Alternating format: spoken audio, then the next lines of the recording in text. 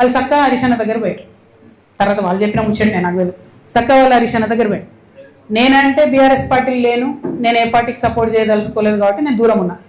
హరీష్ రావు కూడా అదే ఆన్సర్ చెప్పారట, మీ ఇష్టంపై ఎవరికైనా వేసుకొని అన్నారట. అంతకన్నా ముందేం చేసిరు హరీష్ రావు గారు అంటే బీఆర్ఎస్కి మోసం చేసినట్టే కదా. అంతకన్నా ముందేం చేసిరు హరీష్ రావు గారు ఎలక్షన్ పెట్టక ముందే, ఇవ్వకి పలానా క్యాండిడేట్ని పెడితే మీకు సపోర్ట్ చేస్తా కాంగ్రెస్ కానీ చెప్పపిరట పైకి. వాళ్ళు వద్దన్నారట. అన్నాక ఈయన సైలెంట్ అయింది. అంటే గమ్మత్ ఏముంటుంది హరీష్ రావు గారిది అంటే తెలియడానికి టైం పడుతుంది. ఎందుకంటే ఇవాళ వారి అన్ఫార్చునేట్ వారి తండ్రి గారు చనిపోయినారు. అయితే వారు లోపల ఉన్నారు ఇంట్లో. అక్కడి నుంచి కూడా ఎలక్షన్ అవుతున్న సమయంలో టెలికాన్ఫరెన్స్లు అవి పెట్టి మాట్లాడారు. అప్పుడు హరీష్ రావు గారి భజన పరులంతా ఏం బిల్డప్ ఇచ్చిరు, హరీష్ అన్న ఇంత కష్టంలో కూడా పార్టీ కోసం నిలబడి టెలికాన్ఫరెన్స్ పెడుతురు అన్నారు. రిజల్ట్ ఉల్టాయే వరకు ఏం భజన మొదలెట్టింది నిన్నటి నుంచి.